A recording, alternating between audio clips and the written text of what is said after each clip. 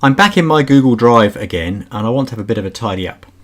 What we're going to look at in this tutorial is Google Docs, but first of all I want to have a bit of a tidy up. So what we can see here is from the previous tutorials I created a series of 4 documents here, and I want to get rid of them. So I'm just going to select, so I've pressed the shift key and selected the documents I wanted to delete, and I can remove them to the trash here.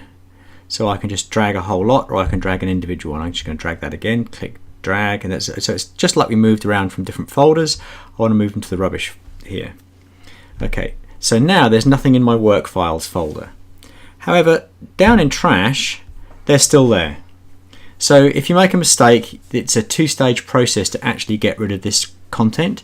So you can just move stuff to the trash and deal with it later, but I want to actually get rid of all of it. So I'm going to right click on this now, and see the option here now is to either I've made a mistake, I can restore them back to their main folder where they came from, or I'm going to delete forever, and this is a one-time deal, so I'm going to delete forever. Yep, delete forever, can't undo it. There we go, done. So that's how you actually get rid of content from Google Drive. Remember, when you finally decide to right click and remove and it's gone, it's a one-time deal. So let's come back to personal files here, whoops, work files, this one here, and I want to create a document. Now each of us will work in a slightly different way, so I'm going to show you 2 ways of creating Google Docs. I personally prefer to work from Google Drive, so I always open Google Drive. I can come to the waffle up here and I can click on Drive. Others like to come down here and click directly into Docs or to Slides or whatever, and that's entirely up to you. There's no right or wrong way, but I like to create the content in the folder where I want to save it, rather than create the content and then decide where I want to save it. So it's just a choice.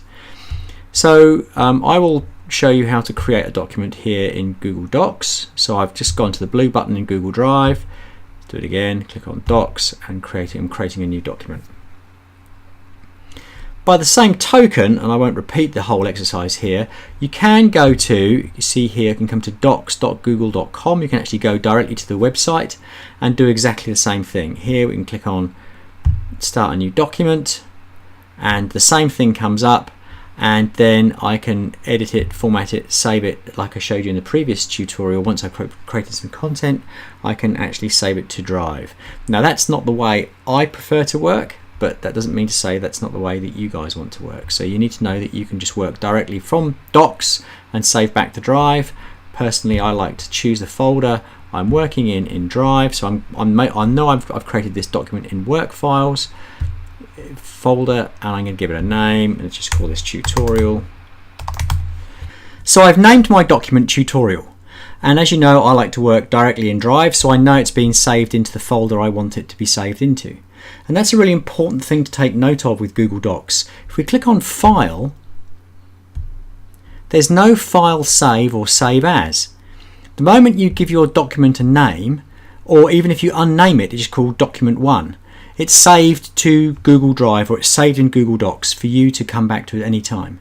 So it's a really good thing. There's no chance of you losing a document, or if the computer crashes, you forgetting to save your work or losing your work, and that's a really powerful, important thing to know. But the key thing about working with any of the Google Docs tools is that there's no file save as, there's no file save. It's just saved continuously. Every time you type, you're writing online and Google is saving it for you, which is really important for you to remember. So the first thing you need to know about Google Docs is it's just like Word, only simpler. So it can do most of the things that you would do normally in Word, but obviously because it's an online application, they've had to strip it down and make it much simpler, which means it makes it much faster. So the first thing I want to take you through is how to create some content. So let's just put some text in here, and obviously you can do things like you can highlight the text, you can have these options along here, you've got bold, italic, underline, and you can change the text color. So we can, let's just make it a color, let's make it pink, which is really hard to read. But you notice also if we highlighted it here, there was an option here for the text and also to highlight. So if you wanted to use like a highlighter function, you click on the highlighter tab here, click on yellow, and now it's going to be yellow text with pink text with a yellow highlighted background. And to undo that, you just highlight it again, you click on the highlight color and click on none, and then you click on the text color and we get rid of that pink. Okay, so that's, you know, basically there's all the simple stuff in Word. We've got the alignment, center, right align, justify. We've got line spacing here, single spacing, double spacing, entirely up to you how you want to order these things. We've got the bullet points over here, so we can put a bullet point in.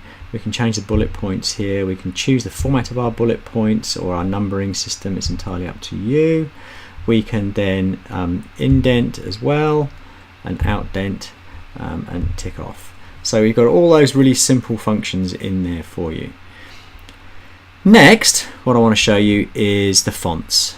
You click down here, and there is a basic set of fonts that you can add to Google Docs.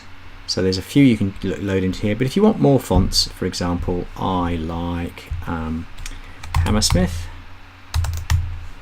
So click on that one. I'm going to use that. Click OK. We can go and look for some other ones. Let's just make sure it's not in here. Courier. No, I'm going to click on here. I like Century Gothic. So let's click on here. It's Century things in here. Century Schoolbook, 20th Century. Probably that's the closest to it. I quite like that one. I like these sans serif fonts. Click OK. And now what you can see up here is the fonts that we like to use. We can right click on this, click on this. So here we go, this is some text. We can make the font bigger, of course. Let's make it easier to see. That's 20th Century, it's not Hammersmith. There's Hammersmith, there we go. So those are the basic tools that we need to be able to create content. Then if you come along here, we can add table, we can insert a table. So we can decide, just like in Word, we're going to have a 3-column by 4-row table. There it is. We can do all kinds of things, like we can now put some background color in there if you wanted to. You can highlight this again. You can format your line width so you can make it as big as you like. And again, you can experiment with all of those options. We can format the text so that it's centered. We can set the font to 20th Century in that row there. So it's 20th Century, we're doing it 20th Century 11 point, that should be fine. So there we are. So that's how you insert a table, and you can fiddle around with that and get it working the way that you want it to.